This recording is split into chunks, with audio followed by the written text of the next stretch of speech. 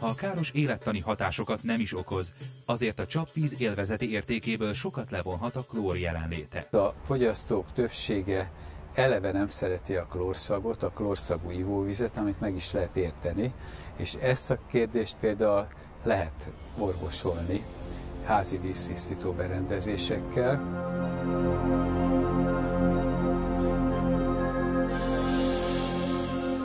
A házi víztisztító berendezésekkel kapcsolatban azonban nem árt tudni azt sem, hogy nem megfelelő karbantartása esetén a szűrő telítődhet, a felhalmozott anyagok pedig nagy töménységben jelenhetnek meg a kimeneti oldalon. 2 lépcsős vízkezelést alkalmazunk.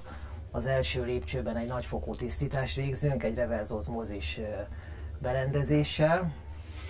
Itt a vízben lévő oldott anyagok, beleértve a káros anyagoknak a 98-99%-át eltávolítjuk.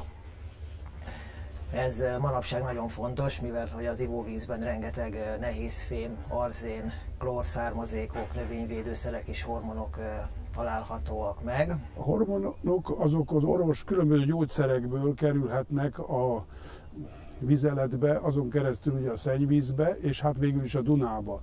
Na most tudni kell azt, hogy a szennyvíz mennyisége az a Duna középvízi hozamának körülbelül egy olyan 1/10%-a, ami azt jelenti, hogy ahogy bekerül ez a szennyvíz a Dunába, rögtön 1000-szeresére higul, tehát már a valószínűsége ilyen mértékben csökkent annak, hogy bekerüljön az a hormon a kútvízbe. És hát a kútvíznél is megint csak ezt a körülbelül 1000 részét a Duna vizének vesszük ki a kutakkal.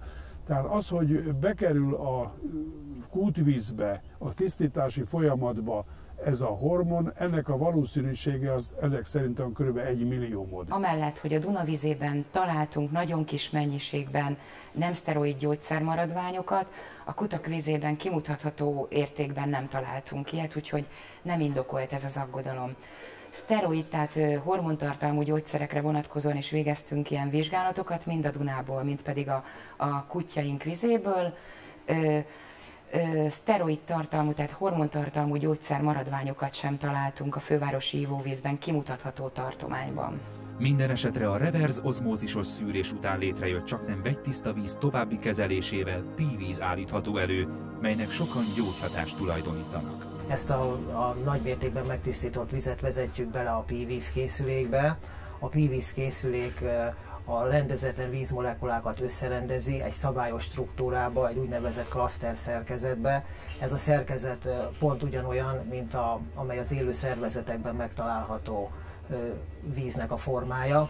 Ilyen formájú vizek vannak például a friss zöldségekben és gyümölcsökben, ezért a szervezetnek, a testünknek nem kell már ezt a rendezetlen szerkezetből történő átalakítást elvégezni rendezett szerkezetűbe, tehát ezáltal energiát tudunk megtakarítani. Ennek segítségével tulajdonképpen fel tudjuk tölteni a szervezetnek az auráját, mivel az aura végzi a testünkben a szerveknek, illetve a szöveteknek, fizikai, kémiai folyamatoknak az összehangolását, ezért ha töltött auránk van, akkor nagy mértékben hozzájárul az egészség megőrzéséhez, illetve a vitalitásunk fenntartásához. Ez megint egy nagy mítosz.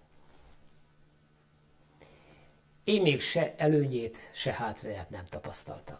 Volt egy idő, ennek is vannak ilyen kultuszai. Volt egy időszak, amikor minden erről szólt. Aztán elhallgattak. Aztán megint jön egy ilyen időszak, amikor úgy előhozzák, hogy a P-víz az milyen. És hogy mennyire hasznos a szervezetnek. Én nem tapasztaltam 40 éves pályafutásom alatt olyat, hogy bárki betegem, aki használta és hozta és kifizette, amit kifizetett, oly mértékű változás állt volna be az életébe, ami a változás a P-víz ivására vezethető lett volna vissza. A legjobb tudomásunk szerint a P-víznek nem lehet semmiféle élettani hatást tulajdonítani, ez egy azok közül a sokat reklámozott termékek közül, aminek hatását elsősorban az emberek gondolják bele, akik fogyasztják, és hát tételezzük föl, hogy placebo hatás ebben az esetben is érvényesül.